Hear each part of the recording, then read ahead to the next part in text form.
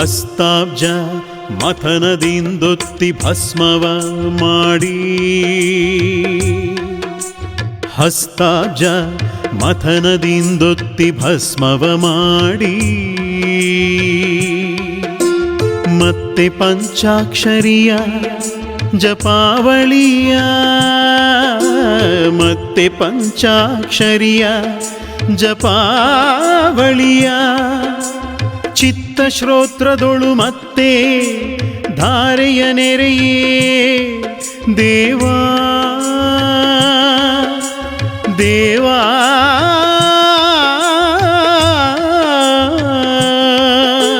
ಚಿತ್ತಶ್ರೋತ್ರದೊಳು ಮತ್ತೆ ಧಾರೆಯ ನೆರೆಯೇ ಸತ್ಯವದು ನಿನ್ನಂತೆ ರಾಮನಾಥ,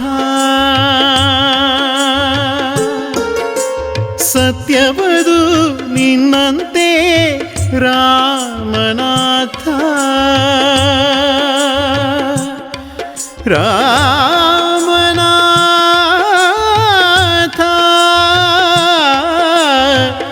ರಾಮನಾಥ.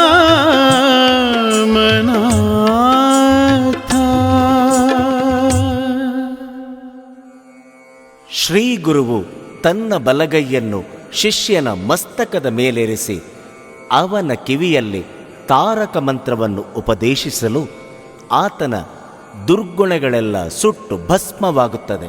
ಬಳಿಕ ಶಿಷ್ಯನ ಏಕಾಗ್ರತೆಯಿಂದ ಗುರು ಉಪದೇಶದಂತೆ ಸತ್ ಕ್ರಿಯಾಚರಣೆಯಿಂದ ಪರಿಶುದ್ಧನಾಗಿ ಪರಮಾತ್ಮನೇ ಆಗುತ್ತಾನೆ ಎನ್ನುವರು ದೇವರ ದಾಸಿಮಯ್ಯನವರು.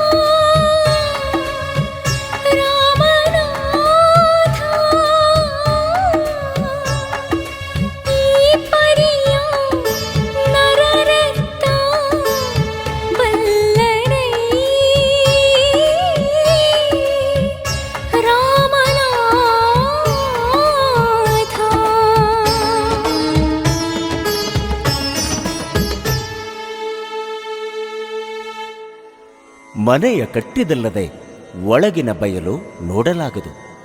ಆದರೆ ಒಳಗಿನ ಮತ್ತು ಹೊರಗಿನವುಗಳ ಭಿನ್ನ ಭಿನ್ನವೆಂದು ತಿಳಿಯಬೇಕಿಲ್ಲ. ನೋಡುವ ಚಕ್ಷು ಸಮದೃಷ್ಟಿಯುಳ್ಳ ಜ್ಞಾನ ನೇತ್ರವಾಗಿರಬೇಕು. ಮನಸ್ಸು ಪರವೆಂದರೆ ಸಾಲದು, ಪರದಂತೆ ಮನವಿರಬೇಕು.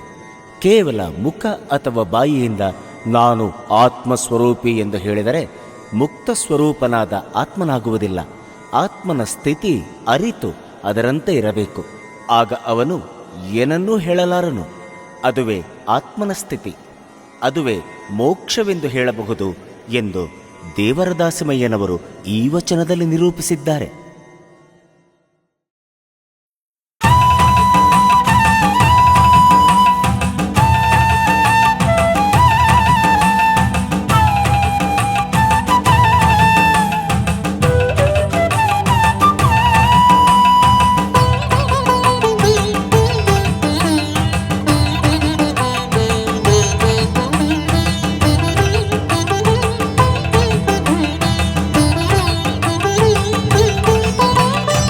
ಹಸಿವೆಂಬ ಹೆಬ್ಬಾವು ಬಸಿರ ಬಂಧಿಡಿದಡೆ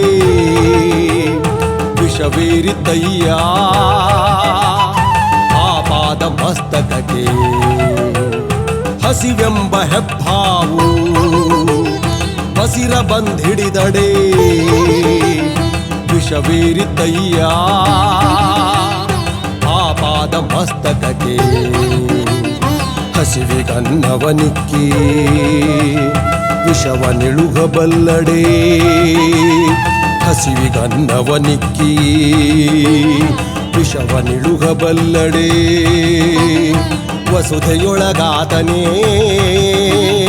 ವಸುಧೆಯೊಳಗಾತನೇ ಕಾರುಡಿಗ ಕಾಣ ರಾಮನಾಥ ಕಾರುಡಿಗ ಕಾಣ ರಾಮನಾಥ.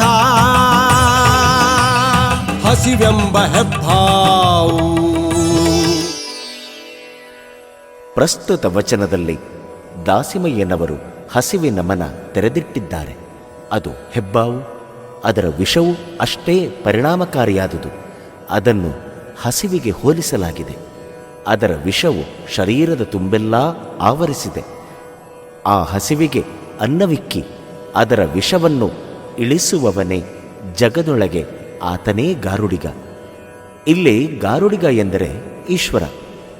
ಅವನು ಜಗತ್ತಿನ ಜನರ ಹಸಿವೆಗಾಗಿ ಇಳೆ, ಬೆಳೆ, ಅನ್ನ, ನೀರು ಹೀಗೆ ಮೊದಲಾದವುಗಳನ್ನು ಜೀವಿಗಳಿಗಾಗಿ ಕೊಟ್ಟು ಅವರ ಹಸಿವಿನ ವಿಷವನ್ನು ಕಳೆದಿದ್ದಾನೆ ಎಂದಿದ್ದಾರೆ ದೇವರ ದಾಸಿಮಯ್ಯನವರು.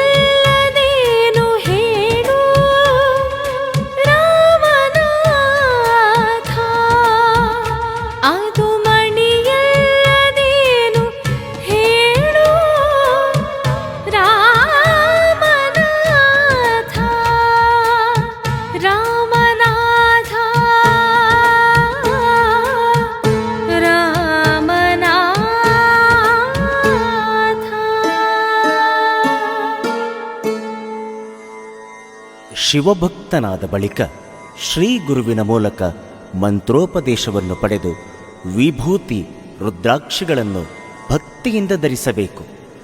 ಆದಿಶೇಷನ ತಲೆಯಲ್ಲಿರುವ ವಜ್ರದ ಮಣಿಗಿಂತಲೂ ರುದ್ರಾಕ್ಷಿಮಣಿ ಶ್ರೇಷ್ಠವಾಗಿರುವುದು. ಶಿವನಲ್ಲಿ ಶ್ರದ್ಧೆ ಇಟ್ಟು ಅದನ್ನು ಧರಿಸಬೇಕೆಂದಿದ್ದಾರೆ ದೇವರ ದಾಸಿಮಯ್ಯನವರು.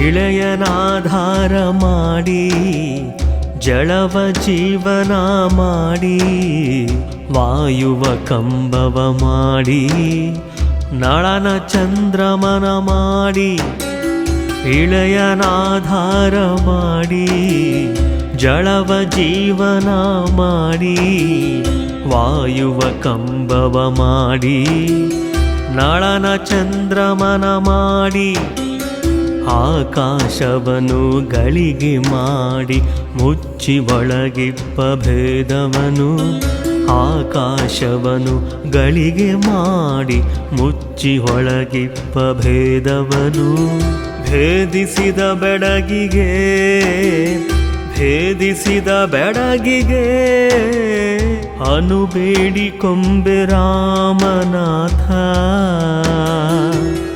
ಅನುಬೇಡಿ ಕೊಂಬೆ ರಾಮನಾಥ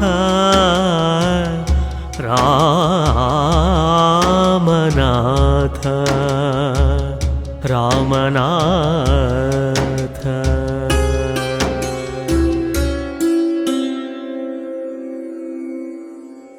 ಇಲ್ಲಿ ದಾಸಿಮಯ್ಯನವರು ಪಂಚಭೂತಗಳಾದ ಪೃಥ್ವಿ, ಜಲ, ಅಗ್ನಿ, ವಾಯು ಮತ್ತು ಆಕಾಶಗಳ ಬಗ್ಗೆ ವಿವರಿಸಿದ್ದಾರೆ. ಶಿವನು ಸೃಷ್ಟಿಸಿದ ಜೀವಕೋಟಿಗಳಿಗೆ ಭೂಮಿಯೇ ಆಧಾರ, ಜಲವು ಜೀವನಕ್ಕೆ ಆಧಾರ, ಜೀವಿಸಲು ಪ್ರಾಣವಾಯು ಆಧಾರ. ಈ ಜಗತ್ತು ಆಕಾಶದಲ್ಲಿ ಓಡಾಡುತ್ತಿದೆ. ಇದು ಶಿವನ ಅದ್ಭುತ ಶಕ್ತಿಯೇ ಎನ್ನಬಹುದು. ಇದನ್ನು ಕಂಡು ದಾಸಿಮಯ್ಯನವರು ಅವನ ಸೃಷ್ಟಿ ರಚನೆಗೆ ಬೆರಗಾಗಿ ಆತನನ್ನೇ ಭಕ್ತಿಯಿಂದ ಆರಾಧಿಸುತ್ತಿರುವುದನ್ನು ಇಲ್ಲಿ ಕಾಣಬಹುದು.